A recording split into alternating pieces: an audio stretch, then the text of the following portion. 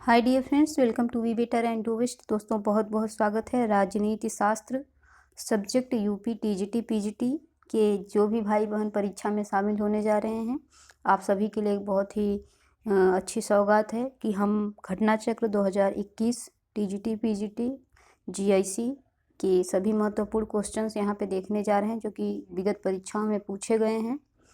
दोस्तों किताब तो आप पढ़ सकते हैं, मार्केट में अवेलेबल हैं, आप वहाँ से भी ले सकते हैं। लेकिन यहाँ पे फिर आपको क्यों पढ़ाया जा रहा है, आपके मन में सवाल उठ रहा होगा। देखिए, अगर इंसान किताब पढ़कर ही सिलेक्शन उसको मिल जाता तो फिर स्कूल कॉलेज और कोचिंग सेंटर शिक्षक की आवश्यकता ही क्या थी।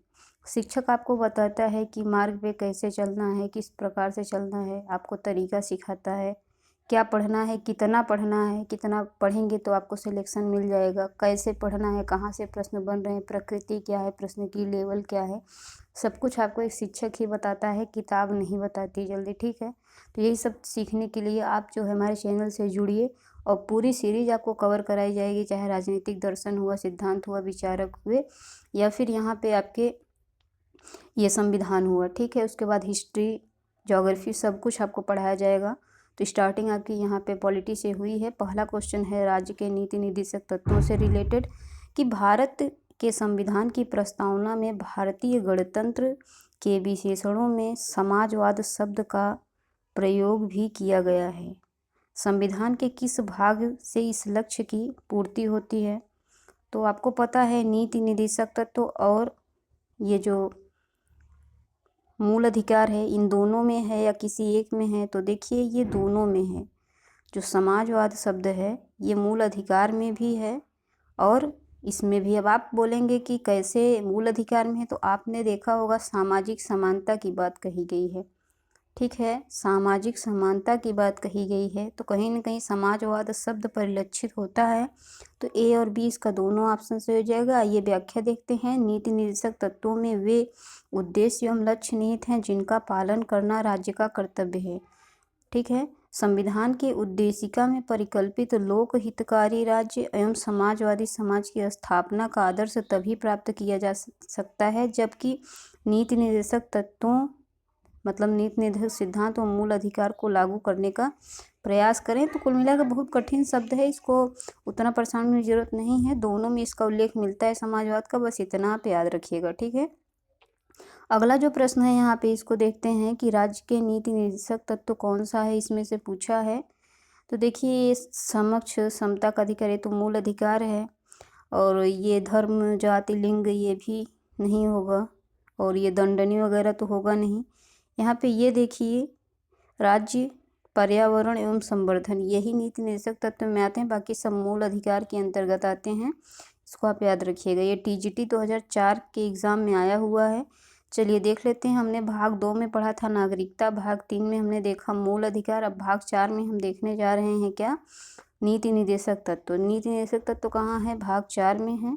ठीक है, और उसके बाद अनुच्छेद 36 से 51 तक है। दूसरा पॉइंट, 42वें संविधान संशोधन द्वारा क्या किया गया? इस भाग में 48 अनुच्छेद जोड़कर ये जो पर्यावरण आपका दिया गया है, पर्यावरण संरक्षण एवं संवर्धन, वन्य जीव की रक्षा, ये सब 48 अनुच्छेद में रखा गया है, 48 के क में। तो अभी आपसे पूछ सकता है कि कौन सा प्रत्याभूत नहीं है, तो यही 48 का ये संविधान संशोधन करके जोड़ा गया था 42वें संविधान संशोधन 76 के द्वारा। आगे बढ़ते हैं। अगला जो प्रश्न है, मूल अधिकारों एवं नीति निर्देशक तत्वों में पहला विवाद का मामला कौन सा है? तो बहुत सारे विवाद आए थे, तो इसमें जो पहला विवाद का मामला है, चंपकम दोराईराजन बनाम मद्रास, चंपकम दोराईराजन बनाम मद्रास, इसको आप याद रखिएगा। इस बार जो एक प्रश्न आएगा केशवानंद, वो बनेगा ही बनेगा क्योंकि इनके हाल ही में मृत्यु हुई है। तो पीसीएस के एग्ज़ाम में भी प्रश्न आया था, तो आपके टीजीटी के एग्ज़ाम में, पीजीटी के एग्ज़ाम में इनसे एक प्रश्न बनेगा, आप याद रखिएगा। चलिए देख लेते हैं मामला क्या था। नीति निर्देशक तत्व मूल अधिकार को लेकर पहला विवाद चंपकम दोराईराजन बनाम मद्रास 1951 में आया था। यह विवाद अनुच्छेद 37 को लेकर उत्पन्न हुआ था, जिसमें कहा गया कि नीति निर्देशक तत्व किसी न्यायालय द्वारा प्रवर्तनित नहीं होंगे। मतलब नीति निर्देशक तत्वों को किसी भी न्यायालय में चुनौती नहीं दे सकते आप। यह एक कर्तव्य बताया गया है, किसका? राज्यों का कर्तव्य, एक आदर्श रूप में है, ठीक है। किंतु फिर भी कोई विधि बनाते समय इन तत्वों को लागू करना या राज्य का कर्तव्य होगा। मतलब अगर कोई नियम कानून बना रहे हैं तो राज्य का कर्तव्य होगा कि इन तत्वों को उसमें शामिल करें। इस विवाद में न्यायालय ने मूल अधिकारों को वरीयता दी है। इसमें कहा कि नीति निर्देशक तत्व एवं मूल अधिकार दोनों एक दूसरे के पूरक के रूप में रहेंगे। क्या कहा है, इसको ध्यान दीजिएगा। नीति निर्देशक तत्व और मूल अधिकार एक दूसरे के पूरक के रूप में रहेंगे, लेकिन इनके बीच कोई टकराव उत्पन्न होने पर मूल अधिकार क्या होंगे? प्रभावी होंगे। अगर मान लीजिए दोनों में लड़ाई हो जाती है, ठीक है, मूल अधिकार और राज्य के नीति निर्देशक तत्व में, तो प्रभाव किसका रहेगा? मूल अधिकार का रहेगा। जैसे संघ और राज्य में आप देखते हैं, संघ जो है ज़्यादा शक्तिशाली है हमारे संविधान में। इसके प्रति उत्तर में संसद ने पहला 1951 में, चौथा 55 में और 17वां 1964 में जो है संशोधन किया था। इनके माध्यम से कुछ नीति निर्देशक तत्वों को लागू भी किया गया है, तो इसको आप अच्छे से देख लीजिए। इसका PDF आपको मिल जाएगा, डिस्क्रिप्शन बॉक्स में उसका लिंक दिया जाएगा, वहाँ से आप टेलीग्राम को ज्वाइन कर लीजिए। वहाँ आपको डेली लेक्चर का PDF आपको यहाँ पे मिल जाएगा। चौथा प्रश्न है, निम्नलिखित में से कौन सा राज्य के नीति निर्देशक सिद्धांतों में सम्मिलित नहीं है? चलिए देखते हैं। पुरुष महिलाओं को समान कार्य के लिए समान वेतन, तो समान काम समान पैसा, बस इतना याद रखिए। आजीविका के लिए संसाधनों का समान अधिकार, ठीक है। उसके बाद अछूत की प्रथा की समाप्ति। अछूत मतलब अस्पृश्यता या छुआछूत, तो हमने पढ़ा था ये मूल अधिकार में था, तो यही नहीं होगा। बाकी कार्य करने के लिए समुचित मानवीय दशाएं, तो ये सब होंगे। सी इसका सही ऑप्शन हो जाएगा। ये 17 के अंतर्गत आता है, ठीक है। नीति निर्देशक तत्व नहीं बल्कि मूल अधिकार में समता के अधिकार के अंतर्गत आता है, इसको याद रखिएगा। 5 क्या है, निम्नलिखित में से कौन सा राज्य के नीति निर्देशक तत्वों में सम्मिलित नहीं है? तो नीति निर्देशक तत्वों में क्या है? अबाध रूप से किसी धर्म को मानने, अंतःकरण, आचरण, धर्म, प्रचार, हमने बताया था। ये जो है आपका अनुच्छेद 25 में दिया गया था, और 25 से 28 आपका क्या था? 25 से 28 आपका धार्मिक स्वतंत्रता का अधिकार था। बाकी अब में सामान्य कार्य के लिए समान वेतन, समान न्याय, निःशुल्क विधि सहायता, कामगारों को निर्वाह, मजदूरी, वन्य जीव रक्षा, ये सभी इसके अंतर्गत आते हैं। DPSP के अंतर्गत आते हैं नीति निर्देशक तत्व। बाकी यही एक है धार्मिक स्वतंत्रता, ये स्वतंत्रता का अधिकार है। इसको आप यहाँ से देख सकते हैं, जो मैंने बताया वही यहाँ पे दिया गया है। अगला जो प्रश्न है, भारतीय संविधान में राज्य के नीति तत्वों का उद्देश्य क्या है? सही बात है, आप कुछ कर रहे हैं, आप यहाँ पे समय दे रहे हैं, तो आपका उद्देश्य है कि आप TGT या PGT में आपका सिलेक्शन हो जाए, तभी तो यहाँ आ रहे हैं। तो ऐसे राज्य के जो नीति निर्देशक तत्व DPSP हैं, इनका उद्देश्य क्या है? तो देखिए, इसका उद्देश्य लोक कल्याणकारी राज्य की स्थापना करना। लोक कल्याणकारी राज्य की स्थापना करना। राष्ट्रवादी है नहीं, पूंजीवाद भी नहीं होगा, अध्यात्मात्मक तो यहाँ है ही नहीं, संसदात्मक है, तो इसका C ऑप्शन सही हो जाएगा। तो इसको आप यहाँ पे देख सकते हैं। चलिए एक बार इसको देख लेते हैं। नीति निर्देशक तत्व नामक उक्ति, ठीक है, यह व्यक्त करती है कि राज्य कोई भी कानून बनाते समय इन तत्वों का ध्यान रखेगा। ये तत्व आधुनिक लोकतंत्र को साकार रूप हैं, ठीक है, जिसमें समाजवादी, गांधीवादी विचारों तथा आर्थिक सामाजिक लोकतंत्र को यहाँ पे क्या दिया गया? स्थान दिया है न्यायमूर्ति छागला के अनुसार। अब आपके TGT में ये स्टेटमेंट बन सकता है कि यदि इन सभी तत्वों का पूरी तरह पालन किया जाए तो हमारा देश पृथ्वी पर स्वर्ग की भांति लगने लगेगा। मतलब जो यहाँ पे DPSP दिया गया है, तो कहा गया कि अगर इनको जो है पूरी तरीके से इन तत्वों का पालन किया जाए तो हमारा देश क्या है? पृथ्वी पर स्वर्ग की भांति लगने लगेगा। ये तो राज्य के कर्तव्य हैं, मनुष्य का भी, नागरिकों का भी कर्तव्य होता है। तो दोनों अगर अपना कर्तव्य का पालन करेंगे तो जरूर हमारा पृथ्वी स्वर्ग के जैसा लगेगा। ये छागला ने कहा, और ये न्यायमूर्ति थे, इसको आप याद रखिएगा। चलिए दूसरा स्टेटमेंट देख लेते हैं नीति निर्देशक तत्वों के बारे में। LM सिंघवी ने क्या कहा है? LM सिंघवी ने कहा है कि नीति निर्देशक तत्व संविधान को जीवन देने वाली व्यवस्थाएं हैं। मतलब कि हमको जीवन कैसे मिलता है? ईश्वर ने हमको जीवन दिया, लेकिन नीति निर्देशक तत्वों को संविधान को जीवन किसने दिया?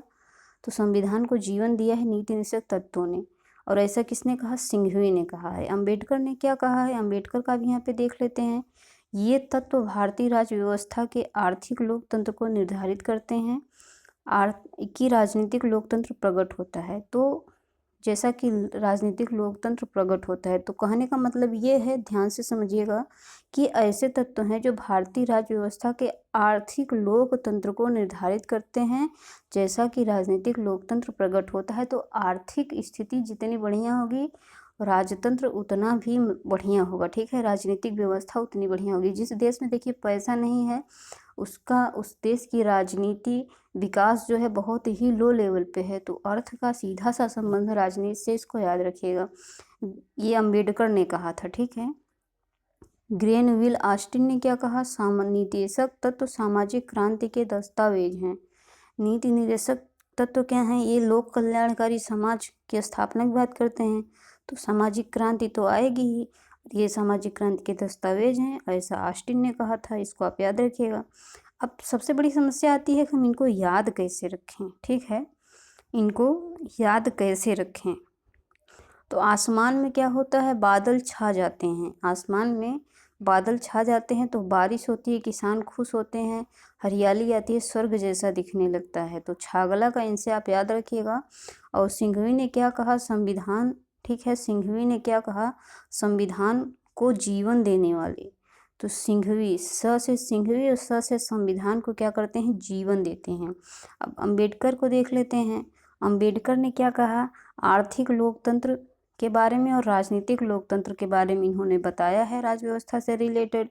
तो इन्होंने क्या किया कि छुआछूत समानता की बात कही है, आर्थिक लोकतंत्र की बात कही है।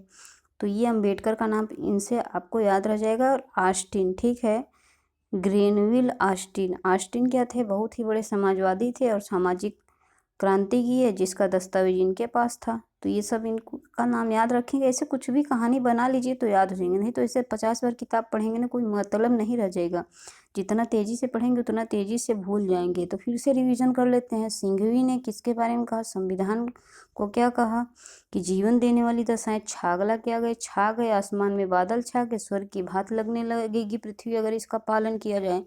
अंबेडकर ने आर्थिक, अ से अंबेडकर और अ से आर्थिक लोकतंत्र के बारे में इन्होंने बताया और राजनीतिक लोकतंत्र के बारे में बताया। और ऑस्टिन, ग्रेनविल ऑस्टिन क्या थे, समाजवादी थे, सामाजिक क्रांति किया, नीति निषेध तत्वों के बारे में, ऐसे इसको समझ लीजिए। ठीक है, अगला देखिए 7वां नंबर प्रश्न है कि भारतीय संविधान में नीति निषेध तत्व किसके लिए है। देखिए, मैं कोई ट्रिक नहीं बना रही हूँ, जो मेरे दिमाग में आता जा रहा है वैसे बताती जा रही हूँ। अगर आपको लगे कि इससे और अच्छी ट्रिक आप बना सकते हैं तो उसको आप जोड़ के पढ़िए, क्योंकि जब तक आप जोड़ेंगे नहीं ना तब तक वो जुड़ेगा नहीं आपके दिमाग से। ठीक है, क्योंकि इमेजेस याद रखता है माइंड, कभी भी शब्दों को नहीं याद रखता। तो उसको जितना तोड़ मोड़ के, जितना अच्छे से उसको पढ़ेंगे ना, उतना स्थायी रूप से आपको याद भी रहेगा। भारतीय संविधान में नीति निषेध तत्व किसके लिए हैं, तो बहुत ही बढ़िया बात है। ये सरकार के लिए है। सरकार राज्यों में होती है, संघ के लिए होती है, या फिर राज्य के लिए भी दे देगा। ठीक है, संघ के लिए दे देगा, राज्य संघ के लिए दे देगा। तो आप कंफ्यूज मत होइएगा, डी ऑप्शन इसका सही हो जाएगा।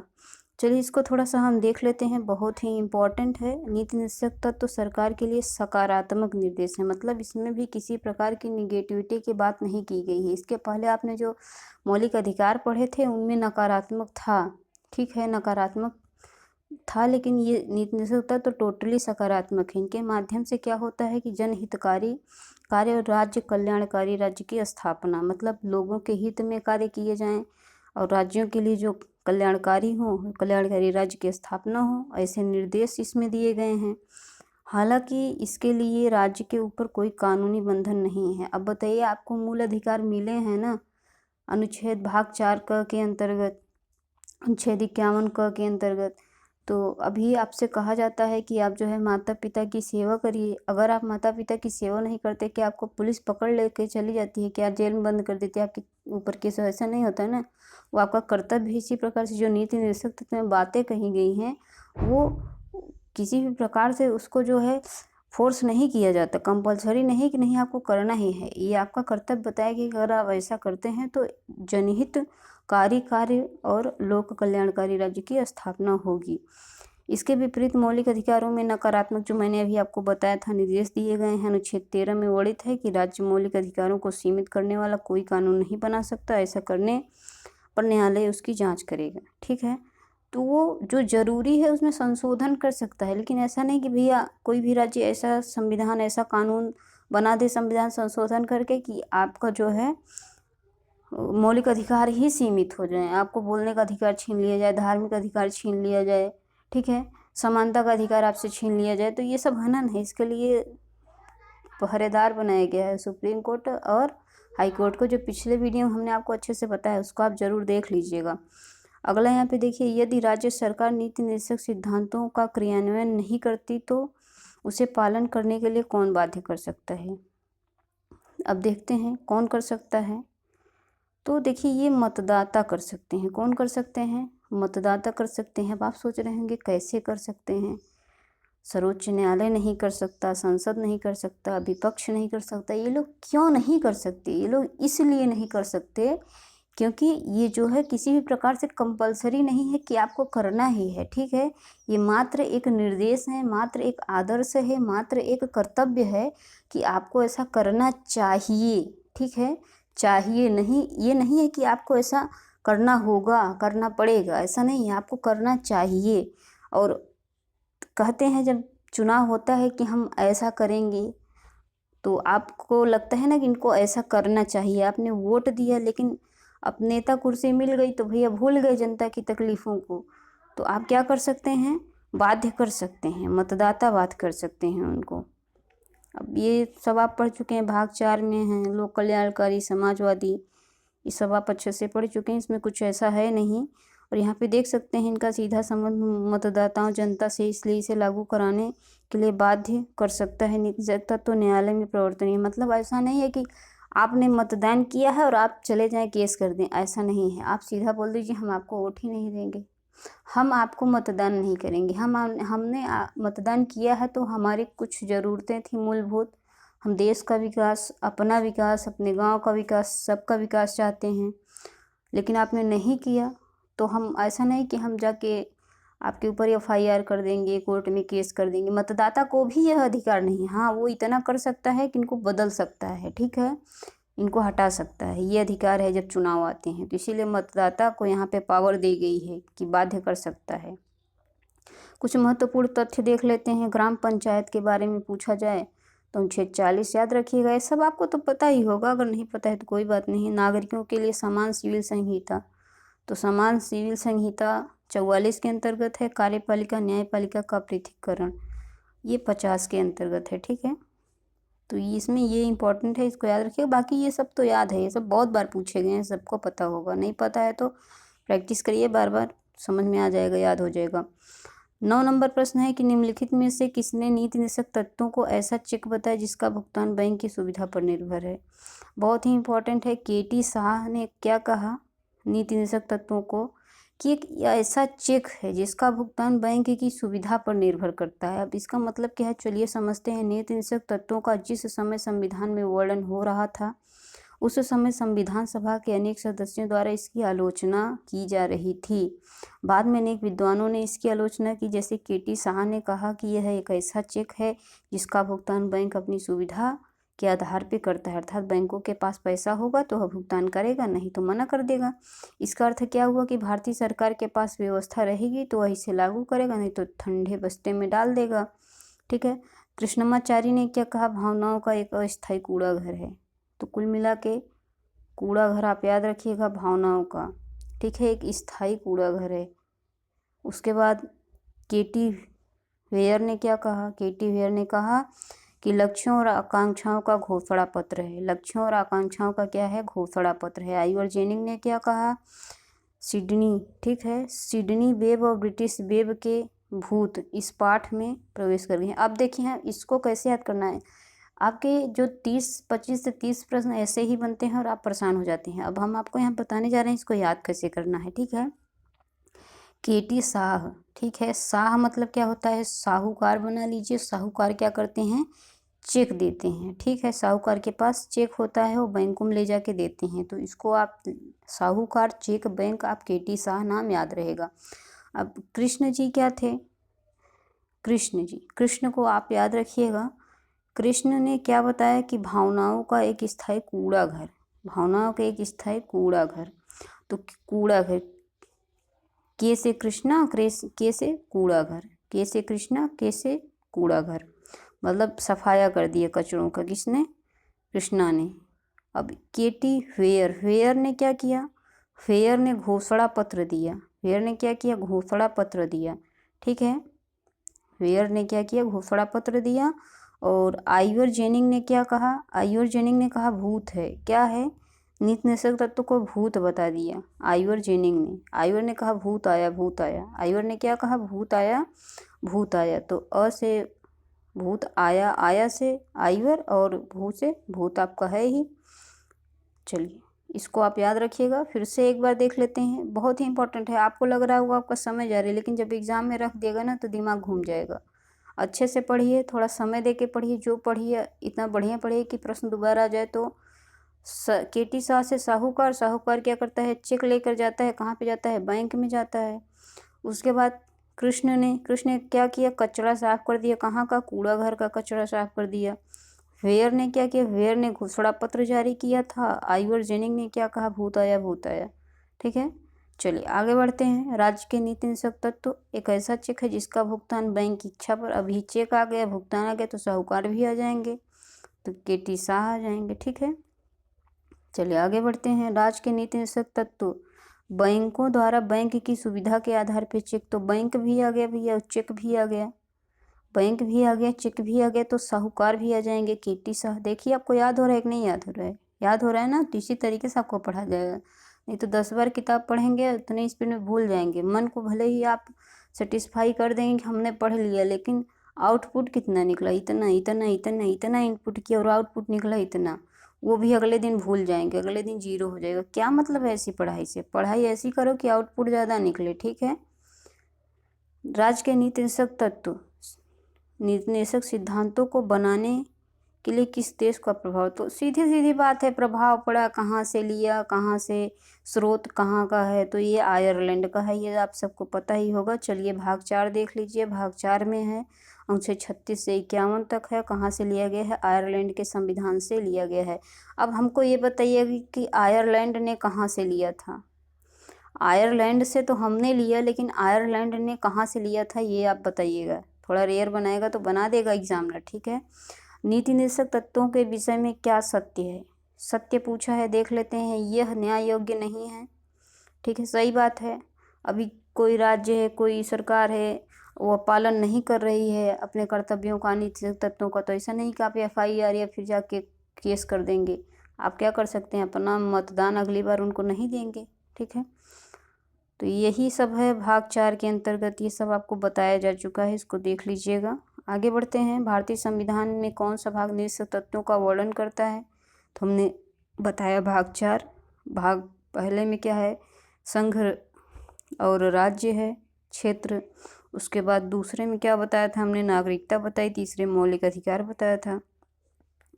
15 नंबर प्रश्न है, सूची आपको मिलाना है। और चलिए देख लेते हैं सूची आपको कैसे मिलाना है। ठीक है, सूची मिलाना है तो यहाँ पे देखिए, पन्नीकर का क्या हो जाएगा? इन्होंने आर्थिक क्षेत्र में समाजवाद दिया है। और उसके बाद यहाँ से इसको देख लेते हैं, 3 4 2 1। ठीक है, 3 4 2 और 1। अब चलिए इसको समझते हैं। ठीक है, पर्णिकर ने क्या कहा? आर्थिक क्षेत्र बताया है। पर्णिकर, आपको पता है मौर्य काल में मुद्रा को पण कहा जाता था ना। पण मतलब क्या होता है? मुद्रा होता है। और मुद्रा किसके पास होगा? जो आर्थिक क्षेत्र में बहुत ही ज़्यादा संपन्न होगा। तो पर्णिकर आर्थिक क्षेत्र में समाजवाद दिया है। अब अंबेडकर ने क्या कहा था? हमने बताया था ना, अंबेडकर ने लोकतांत्रिक आर्थिक लोकतंत्र, राजनीतिक लोकतंत्र की बात कही गई थी, तो ये तो यहाँ से मिल रहा है। अब राव जी ने क्या कहा? राव जी ने कहा नैतिक उपदेश। ठीक है, नीति निषेध तत्व की प्रकृति कैसी है? एक प्रकार का उपदेश है, नैतिक उपदेश है। जेनिंग्स ने क्या कहा था? पुण्य आकांक्षा कहा है। ठीक है, जेनिंग्स ने क्या कहा था? पुण्य आकांक्षा कहा है। तो इसको आप अच्छे से देख लीजिएगा। तो यही सब दिया है यहाँ पे। चलिए थोड़ा सा और देख लेते हैं। यहाँ पे सामाजिक क्रांति किसने कहा था? तो ऑस्टिन ने कहा था। ठीक है, सामाजिक क्रांति किसने कहा था? ऑस्टिन ने कहा था। और चेक और बैंक केटी शाह ने कहा था। नैतिक आर्थिक, तो नैतिकता की बात किसने कहा है? जोशी ने कहा है। ठीक है, जोश में आके हमें अपनी नैतिकता नहीं खोनी चाहिए, जोश में आके हमें अपनी नैतिकता नहीं खोनी चाहिए, नहीं तो आर्थिक रूप से हम क्या होंगे? कमज़ोर हो जाएंगे। अब 44वां संविधान संशोधन हमने आपको बताया था, समान नागरिक संहिता। ठीक है, तो ये आपको बताया गया है, यहाँ से आप देख लीजिए।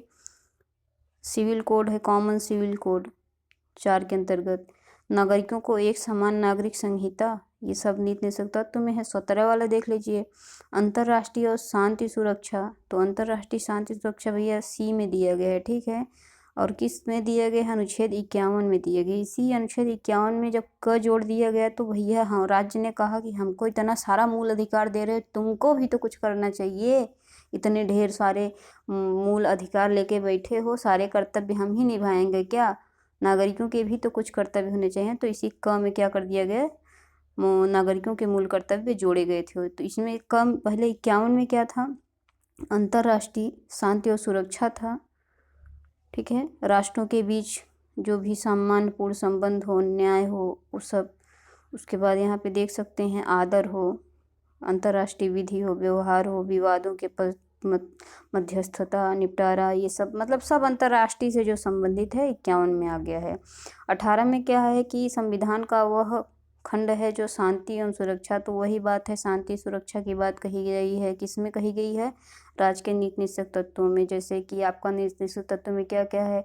आपने एक धर्मनिरपेक्षता की बात कही थी। ठीक है, सब इसी के अंतर्गत आएगा। नीति निषेध तत्व का मुख्य उद्देश्य क्या? हमने बताया था कि लोक कल्याणकारी, समाजवादी, तो इसका बी ऑप्शन सही हो जाएगा। ये सब आप ऊपर देख चुके हैं।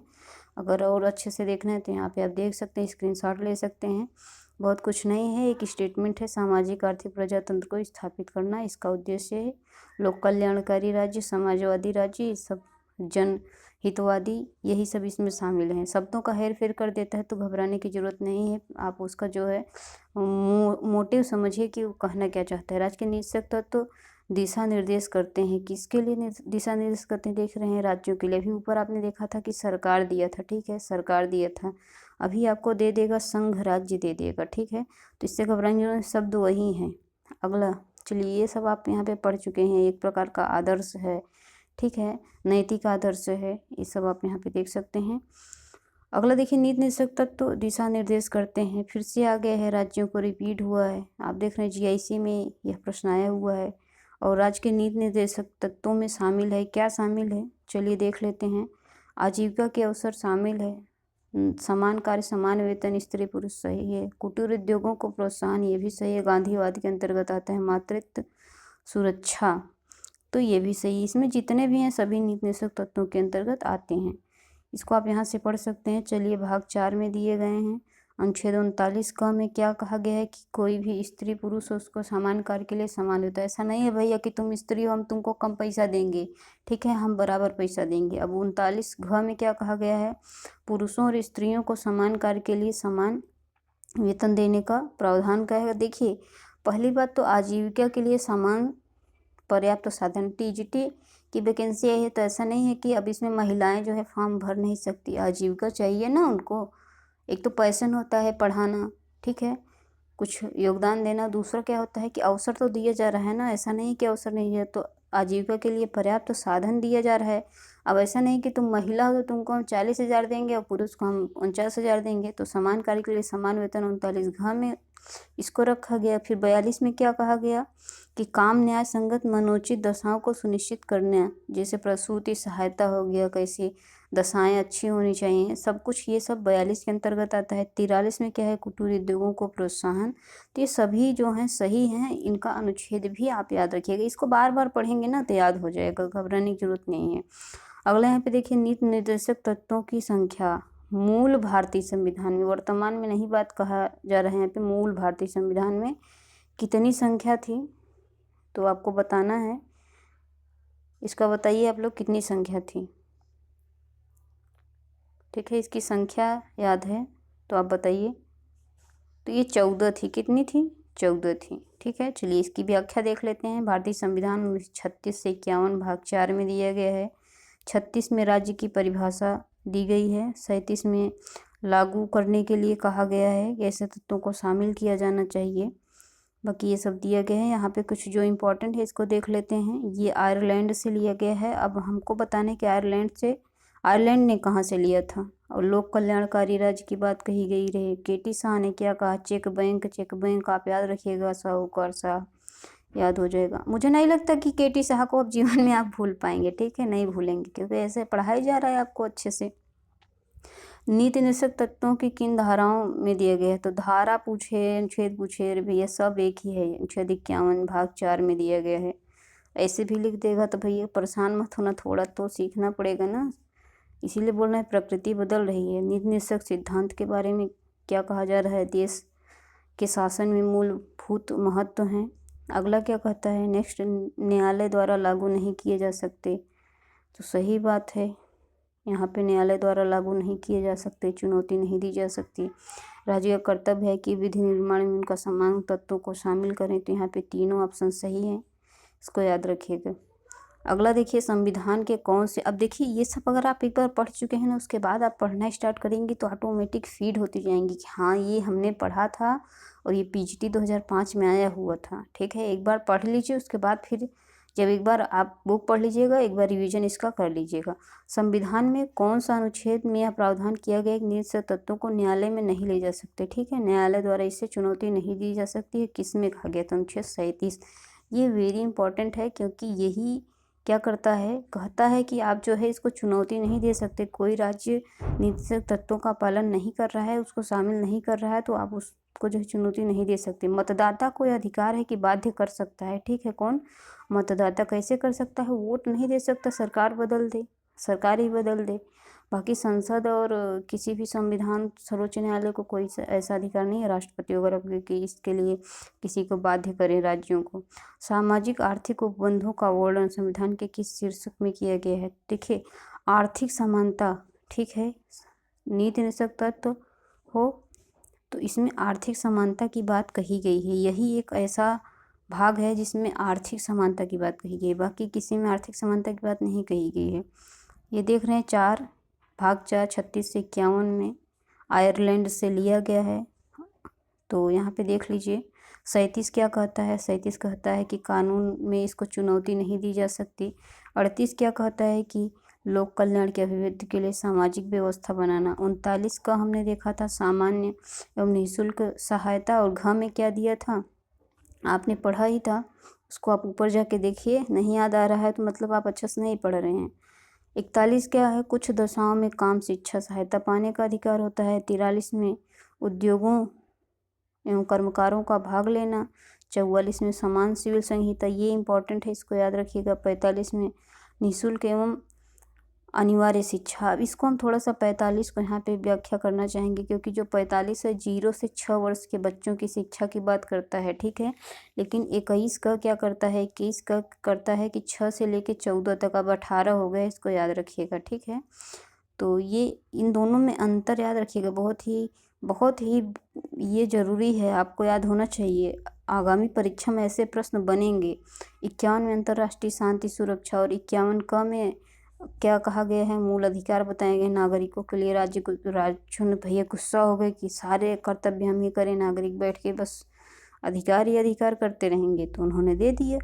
अब आगे जब हम आपको क्रम में पढ़ाएंगे ना, तो ये सारी चीज़ें आपको याद कराएंगे, कैसे कैसे याद करना, कैसे भाग, कैसे अनुसूचियाँ याद करनी है, कैसे अनुच्छेद याद करना, सब कुछ याद होता चला गया। कुछ नहीं है इसमें, बस एक डर है, डर को निकाल दीजिए। जब तक डरते रहेंगे कोई चीज़ समझ में नहीं आएगी। नीति निषेध तत्व, ठीक है, नीति निषेध तत्वों का उद्देश्य आर्थिक प्रजातंत्र की स्थापना करना। हमने कहा ना, आर्थिक समानता, आर्थिक प्रजातंत्र, आर्थिक लोकतंत्र की बात नीति निषेध तत्वों में ही कही गई है। और बी आर अम्बेडकर ने कहा था, क्या कहा था, आर्थिक समानता, आर्थिक लोकतंत्र की बात कही थी इन्होंने। किसने कही थी, अम्बेडकर ने कहा था। चलिए, इसका आप अगर देखना चाहते हैं तो एक बार हम थोड़ा सा देख लेते हैं, क्योंकि जो ज़रूरी नहीं उसको हम पढ़कर क्या करेंगे। ठीक है, तो महत्व क्या है कि भारत में एक वास्तविक लोकतंत्र का विकास का आश्वासन दिलाते हैं। अम्बेडकर ने क्या कहा, राजनीतिक लोकतंत्र की उपलब्धि के बाद हमारी अभिलाषा क्या है। हमने तो लोकतंत्र ले लिया, राजनीतिक लोकतंत्र ले लिया, लेकिन अभी भी हमारे देश में आर्थिक लोकतंत्र नहीं है। इसकी स्थापना करना हमारा क्या है, हमारी इच्छा है, अभिलाषा है। तो आर्थिक लोकतंत्र की स्थापना करना इन सिद्धांतों का उद्देश्य है। सामाजिक लोकतंत्र के समाज कल्याणकारी लोकतंत्र, जनहितवादी, ये सब मतलब शब्दों का खेल है। आपसे ऐसे ही खेल एग्जामिनर खेलेगा तो घबराने की जरूरत नहीं है, सब नीति निषेध तत्वों से ही संबंधित है। अब यहाँ पे देखिए कुछ टिप्पणियाँ दी गई हैं, चलिए देख लेते हैं। अगर हमें समाजवाद नहीं है, अगर इसमें समाजवाद नहीं है तो मैं समझता हूँ कि आखिर समाजवाद क्या है। अम्बेडकर ने निर्देशक तत्वों के बारे में कुछ कमेंट किए। जैसे आजकल आप लोग फेसबुक चलाते हैं, इंस्टाग्राम, लोग कमेंट नहीं करते, राजनीतिक हो गया, आर्थिक हो गया, आपके मतलब पर्सनल कुछ भी आप पोस्ट करते हैं तो लोग कमेंट करते हैं ना। तो ऐसे ही पहले के जो कमेंट थे लिख दिए गए। हमारे यहाँ के कमेंट कोई लिखने नहीं जा रहा है, लेकिन भैया बड़े बड़े लोग थे ना, प्रारंभ कुछ नया इन्होंने किया तो इनके कमेंट को लिख दिया गया। अब इन्होंने क्या कमेंट दिया था नीति निषेध तत्वों को लेकर अम्बेडकर ने, तो अम्बेडकर ने कहा कि जो समाजवाद है, अगर नीति निषेध तत्वों में समाजवाद नहीं है तो मैं समझने में असमर्थ हूँ कि आखिर समाजवाद क्या है। मतलब उन्होंने ये जोर दिया कि हमारे जो ये नीति निषेध तत्व हैं इसमें जो शामिल हैं वही समाजवाद हैं। अगर ये समाजवाद नहीं, कोई ये कह दे कि ये समाजवाद नहीं है तो मैं यही समझूंगा कि आखिर इसके अलावा समाजवाद आप किसे कहेंगे, यही समाजवाद है। इन्होंने कहा हमने जानबूझकर ऐसी भाषा का प्रयोग किया जो न कठोर हो न अपरिवर्तनशील हो, विभिन्न विचारधारा के लोगों के लिए पर्याप्त। आपको पता है कि भारत जो है अनेकता में एकता का देश है। तो इन्होंने क्या कहा, बहुत कठिन भाषा नहीं ली, बहुत सरल भी भाषा नहीं ली, ऐसी भाषाएं हमने ली हैं जो विभिन्न विचारधारा के लोगों के लिए पर्याप्त गुंजाइश हो। मेरे विचार से नीति निषेध तत्वों का बहुत महत्व है, क्योंकि वे इस तथ्य को प्रतिष्ठित करते हैं कि हमारा आर्थिक लोकतंत्र है। ठीक है, हमारा लक्ष्य क्या है, आर्थिक लोकतंत्र है। सही बात है भैया, आर्थिक लोकतंत्र होगा तभी तो राजनीतिक रूप से हम मजबूत होंगे। स्वतंत्र तो भले हो गए हैं लेकिन मजबूत भी होना चाहिए ना। 29 क्या है कि निम्नलिखित में से कौन सा राज्य के नीति निषेध सिद्धांत में बाद में जोड़ा गया। तो बाद में मतलब कि संशोधन करके जोड़ा गया होगा। अब ऐसे तो नहीं है कि उठा के लेके पेज जोड़ दिए मनमानी, नहीं, संशोधन होता है। ठीक है, किनको किनको जोड़ा गया है, मुफ्त निःशुल्क कानूनी सहायता। ठीक है, बाकी ये जो 3 हैं ये पहले से थे, 40 हो गया, ठीक है, 44 हो गया। बाकी इन दोनों का आप कमेंट करके बताइए क्या होगा। चलिए यहाँ पे देख लेते हैं कि 42वां संविधान संशोधन। ये देखिए 44वां संविधान संशोधन और 42वां संविधान, ईस्वी याद करने की जरूरत नहीं, इन दोनों को ऐड कर दीजिए, 76 आ जाएगा। इन दोनों को ऐड कर देंगे तो 78 आ जाएगा। ठीक है, तो परेशान होने थोड़ा सा, अगर आप टेक्निकल स्मार्ट तरीके से पढ़ेंगे ना तो यही फ़ायदा होता है आपको जब आप आके पढ़ते हैं किसी प्लेटफॉर्म पे। लेकिन ये होता है कि आपको पढ़ाया कैसे जा रहा है। ठीक है, तो 42वां संविधान संशोधन देखिए 4 2 6 76 आ गया ना। संविधान के भाग 4 में जो नीति निषेध तत्व हैं 39 क में गरीबों के लिए मुफ्त कानूनी सहायता की बात कही गई है। अगर आपके आसपास गरीब हैं उनको समझाइए कि आपको मुफ्त कानूनी सहायता का प्रावधान किया गया, लेकिन इसके लिए आप जो है न्यायालय नहीं जा सकते। अगर कोई कानून में शामिल किया गया है तो आप जा सकते हैं। ठीक है, अब देखिए नीति निषेध तत्वों के बारे में सही पूछा है तो ये आयरलैंड से लिया गया है, सही बात है। ये भाग 5 में शामिल है, ये गलत है क्योंकि ये भाग 4 में शामिल है, अभी आपने पढ़ा। मतलब यहाँ पे उद्देश्य क्या है, प्रजातंत्र को सामाजिक आर्थिक आधार, सही बात है, सामाजिक आर्थिक आधार प्रदान करना है। ये राज्यों को इन्हें अनिवार्य रूप से लागू, कोई भी अनिवार्यता नहीं कही गई है। ठीक, कंपलसरी नहीं है। इस सब तत्व गांधीवाद विचार, ये भी गलत है, सब तत्व नहीं है भैया, इसमें 3 वाद हैं। ठीक है, समाजवाद, गांधीवाद, संविधानवाद, ये सब इसमें शामिल है। तो इसका आंसर क्या हो जाएगा, इसका देखिए 1 2 3 और 5। ठीक है, ये देखिए यहाँ पे गलत आंसर इसका दिया है, इसका आंसर गलत है। इसमें आपका जो आंसर होना चाहिए कौन सा सही है। ठीक है, तो इसमें पहला सही है, दूसरा तो किसी हालत में सही नहीं हो सकता, पहला सही है, तीसरा सही है और 5वां सही है। ठीक है, 5वां सही है, प्रेरित है। ठीक है, सब तत्व तो 1 और 3, सॉरी यहाँ पे जो आपका आंसर हो जाएगा 1 और 3 हो जाएगा, ये वाला। ठीक है, ये वाला, ये आंसर यहाँ पे गलत दिया गया है। 5 कैसे हो सकते हैं, भाग 5 में थोड़ी है, और इसमें जो है अनिवार्यता की बात कही नहीं गई है। तो 2 3 तो ऐसे ये गलत हो गया, 3 जो सभी थोड़ी हैं गांधीवादी, इसमें उदारवाद भी है ना। चलिए, तो देखिए आपका यहाँ पे ये समाप्त होता है, ठीक है, आपका ये यहाँ पे समाप्त होता है। और नेक्स्ट जो आपका टॉपिक है मूल कर्तव्य, छोटा सा टॉपिक है, इसको हम अगले पार्ट में कवर करेंगे। तो आज नीति निषेध तत्व के बारे में आपने बहुत कुछ सीखा। इसके बाद अगर आप कोई बुक या कोचिंग से पढ़ते हैं तो जाहिर सी बात है आपका इंटरेस्ट होगा पढ़ने में, आप समझ पाएंगे कि हमको कैसे पढ़ना है, कहाँ ज़्यादा फोकस करना है, कहाँ कम फोकस करना है, ठीक है। एक मतलब बेस आपका बन गया है। तो ऐसे ही पूरी बुक आपको कवर कराई जा रही है। अब आपको लग रहा होगा समय ज़्यादा लग रहा है, हम तो 10 मिनट पढ़ लेंगे। मेरे भाई 10 मिनट में पढ़ तो लोगे, लेकिन कितनी जल्दी भूलोगे, कैसे उसको कंपेयर करोगे, ठीक है। ये सारी चीज़ें आप यहाँ पे सीख रहे हैं। इसके बाद आप जाके दोबारा सॉल्व करिए, देखिए आपको कितना बेनिफिट होता है, ठीक है। अगर अच्छा लग रहा है तो वीडियो को शेयर करते जाइए अपने दोस्तों के पास भी, और लाइक करके चैनल को सब्सक्राइब करके रखिए, क्योंकि आपको ऐसे ही वीडियो हमेशा मिलते रहेंगे। आपकी एक बेहतर तैयारी कराई जाएगी, ठीक है। बहुत बहुत धन्यवाद।